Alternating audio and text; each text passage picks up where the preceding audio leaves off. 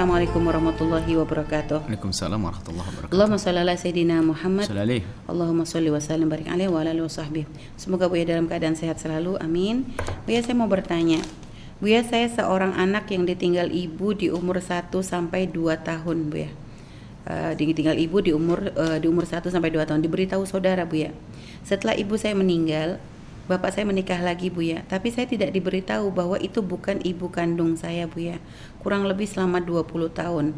Sampai pada akhirnya saya tahu semua dari saudara-saudara ibu kandung saya yang mencari keberadaan saya.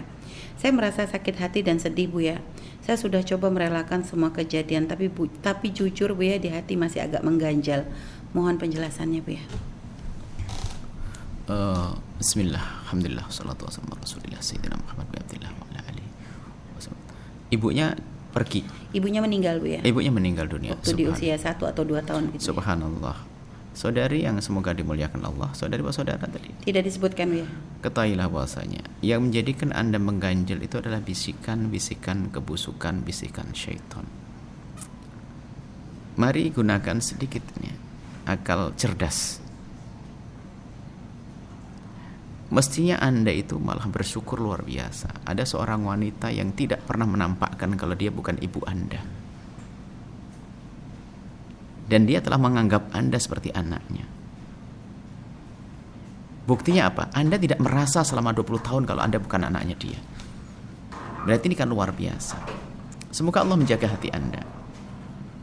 Keberkahan Anda adalah untuk bisa berbakti pada orang-orang yang seperti itu. Anda bukan anaknya, akan tapi subhanallah, dia merawat Anda. Kalaupun Anda marah, itu karena dianggap sebagai anak. Kalau beliau marah, karena sebagai anak. Jadi di saat menyembunyikan dari Anda, bukan karena niat jahat kepada Anda, karena tidak ingin Anda, kepikiran Anda ini. Jika suatu ketika Anda sudah dewasa, akan tahu pada akhirnya dan sekarang. Akan tapi di saat Anda tahu, rupanya setan bersamaan itu juga, setan memasuki hati Anda. Sehingga Anda menjadi tidak terima dan sebagainya, ngedongkol dan sebagainya. Anda buang itu semuanya. Bahkan Anda balik, Anda harus bersyukur. Ayahanda Anda, Masya Allah, ibunda Anda meninggal.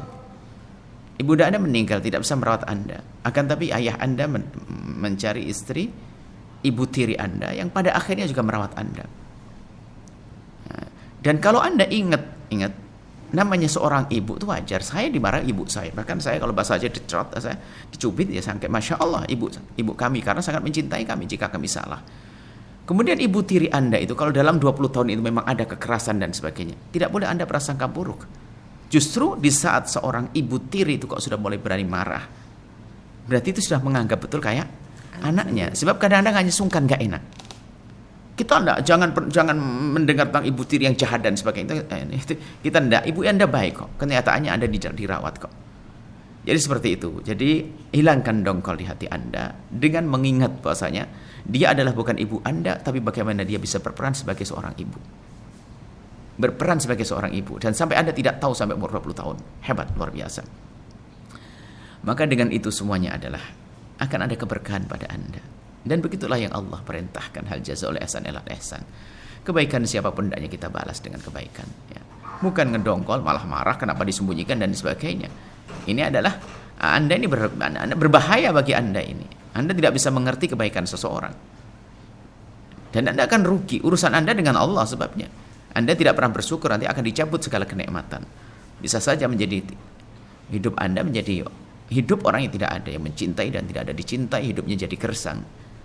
Baik, kami berharap Anda kembali kepada ayahanda Anda, ibu tiri Anda, dengan penuh penghormatan, kasih sayang dan cinta.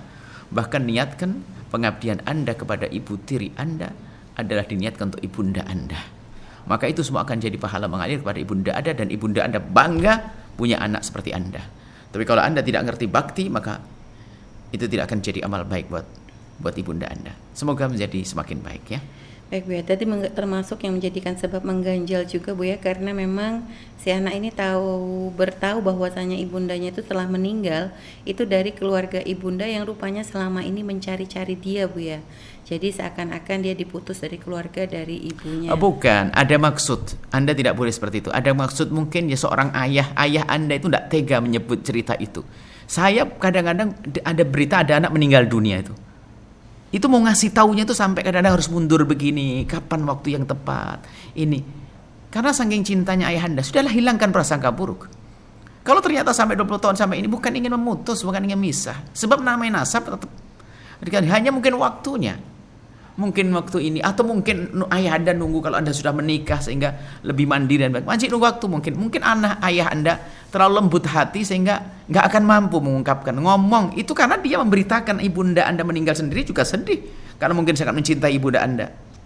Sudahlah hilangkan prasangka buruk sudah. Kalau mungkin memang belum waktunya, ternyata orang lain mendahulu. Mungkin sudah punya target ayah anda ingin memberitahu pada waktu tertentu. Cuman saudara anda tiba-tiba anda hilangkan rasa amarah ini. Kenyataannya anda dirawat atau tidak? Anda dimuliakan atau tidak? Itu saja sudah selesai. Baik, Bu ya. Jangan, ini bahaya sekali orang. Baik, Bu ya. Dan juga Bu ya, kalau biasanya kan kita merubah nasab itu kan tidak diperkenankan jika berkaitan dengan ayah. Tapi kalau ibu yang dirubah sama gimana, juga, Bu ya? karena ada hubungannya dengan waris dan segala macam nanti. Gitu, Bu ya? Ada sama. Jadi sebenarnya tidak diperkenankan Bu ya, untuk langsung misalnya merubah. Ibunya jadi ini juga tidak diperkenankan. Harus jelaskan pada suatu ketika nanti. Mungkin dalam tahap-tahap awal. Karena untuk misalnya ada sebagian untuk menjaga anak agar tidak ini, atau bahkan untuk masalah aib, macam-macam. Itu babnya beda. Cuman pada akhirnya harus tetap dikasih tahu siapa ayahnya, siapa ibunya. Karena ada hubungan dengan waris, hukuman saudara, hukuman mahram dan sebagainya. Banyak kisahnya. Sebab anda dengan ibu tiri anda dengan yang lainnya bukan mahram. Dengan ibu tiri mahram. Bukan dengan saudaranya ibu tiri. Ibu tiri ibu. Kalau dia laki-laki dengan ibu tiri mahram.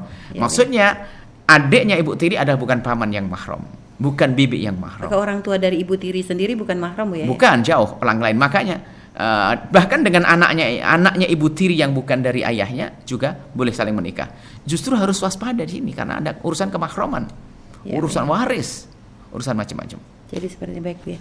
Dan juga kami ingatkan, ada sebagian orang tuh Masya Allah dipungut sama orang, diambil sama orang, ya kan? Ya, Bu ya. Setelah dikasih tahu nasabnya tambah lari. Itu adalah anak kurang ngajar. Ambilnya dia di bahasa Jawa dipupu lah ya, diambil sama orang, kemudian dirawat sampai gede sampai tamat SMA. Setelah tamat SMA tahu itu bukan ibunya, malah lari. Ini nggak punya bakti anak ini. Sudah disekolahkan sampai 3 SMA kok lari, ini gimana? Kalau ingin baik seperti pertanyaan kemarin, baik kepada ibu asli, baik kepada ibu yang telah merawatnya. Iya, Bu. Malah lari. Astagfirullah, ini kok itu adalah nasib buruk. Ingat, siapapun yang tidak diberi oleh Allah kesempatan berbakti atau membalas kebaikan seseorang, maka itu adalah nasib buruk bagi dia. Sahabat Al-Bahjah TV, setelah menyaksikan video ini, jangan lupa bersolawat kepada baginda Nabi Muhammad. Shollu ala Nabi Muhammad. Allahumma sholli alaihi wa ala alihi wa sahbihi.